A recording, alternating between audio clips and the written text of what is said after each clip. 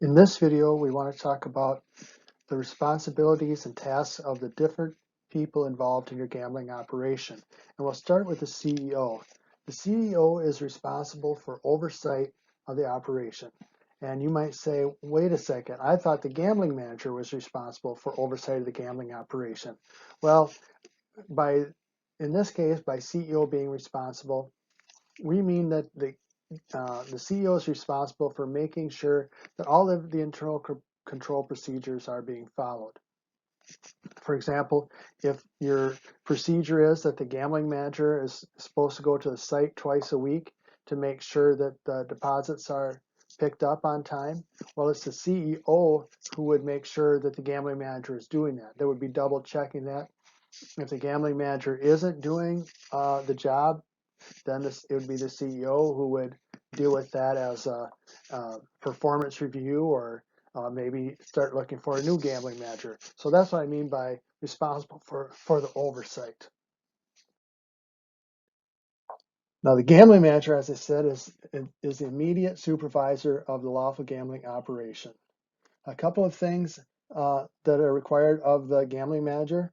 First of all, the gambling manager has to complete at least one continuing education class each calendar year.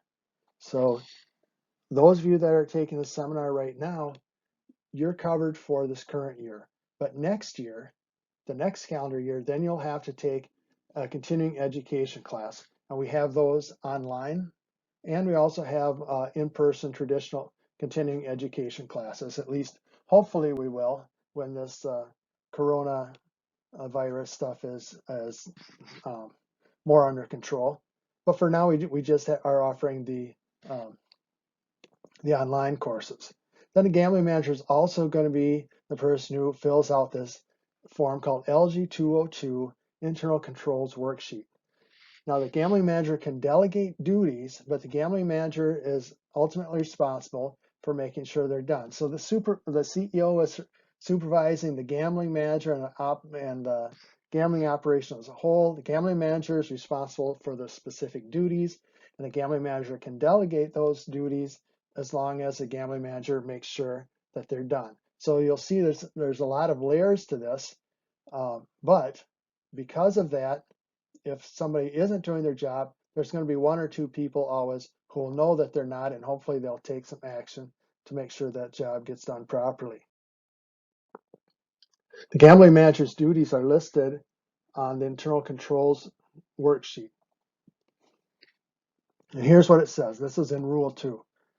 It says the gambling manager's primary duties are supervising, hiring, firing, and disciplining gambling employees, reviewing and monitoring the conduct of games, determining the product to be purchased and put into play, determining the policy of when to put games into play, ensuring all receipts and disbursements have been properly accounted for, ensuring that all inventory records have been reconciled, supervising all licensing and reporting requirements, promptly filing all monthly and annual reports, assuring that the organization is in compliance with all statutes and rules, assuring that illegal gambling is not conducted, and attending a majority of the organization's meeting minutes. So that's a lot of responsibility. And some of you, I'm sure right now are going, man, what did I get myself into?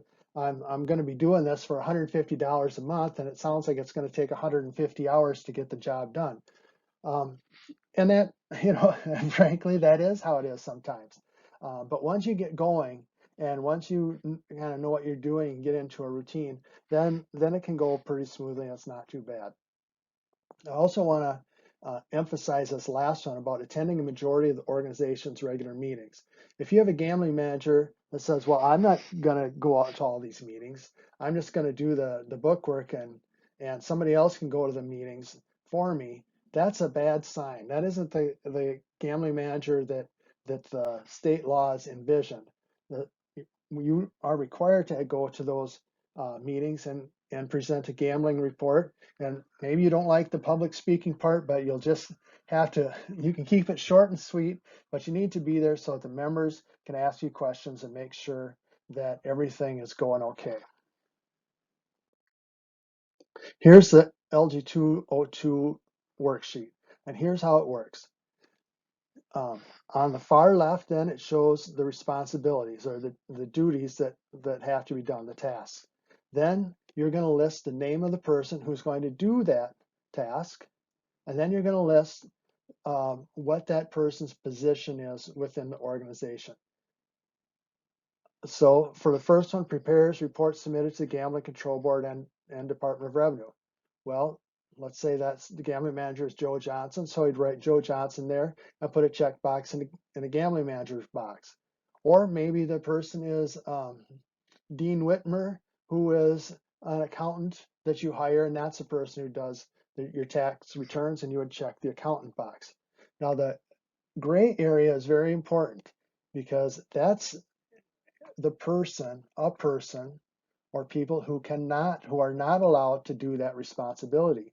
So if we look at the first one, prepares reports submitted to the Gambling Control Board, your bar owner or lessor cannot be the person who fills out your tax return. And that seems logical, it seems to be right, but you'd be surprised what people might want to do. And you can imagine how it would be if your bar owner is not only operating the games, selling the games, but also reporting what's been played to the Department of Revenue and to your organization. It'd be very easy to hide the number of games that are actually played and keep some of the money for themselves. So the gray shaded area, that person cannot do the task. If you look at the second page, let's go over to number 12, maintains merchandise inventory records. Well, if you're a lessor in a booth op, we don't want you doing that. If the records for the merchandise inventory, if you have a booth op, that should be the booth worker who's keeping track of what prizes have been awarded and so on. It shouldn't be your accountant. Those merchandise inventory records should be maintained at the site and kept track of on an ongoing basis at the site of what prizes were actually awarded. So what you'll do then as gambling manager, go through all of that. Go through this, fill it out, and then when it's all filled out, the CEO will also need to look at it, make sure that there's sufficient separation of duties, make a copy of it, and then you both sign and date the form, and then you put an effective date for it. Then the CEO and gambling manager, you're both obligated to follow it, not just put it down on paper, but to actually follow it. Now on this last page of the form, there's a little section. There's some security recommendations. That's you can read through that. But I also want to talk quickly about a gambling committee. A lot of organizations set up a gambling committee of maybe 5 or sometimes 7 or maybe only 3 people, and they are the ones who, at the end of each month, they might spot check a couple games. They might verify that the checking account was reconciled properly. They might have just a few checks that they wrote, a few things that they do that they rotate each month. But the idea is it's a committee of members with some responsibility for overseeing the gambling operation as well. The advantage of that is, first of all, we find that there are far fewer problems with organizations that have a gambling committee. It's almost always a problem when there's just 1 or maybe 2 people involved. Because let's face it, if you have, I said, if you know it's just you that's doing it and you're not going to get caught, there's a very good chance of somebody trying to do some theft or something.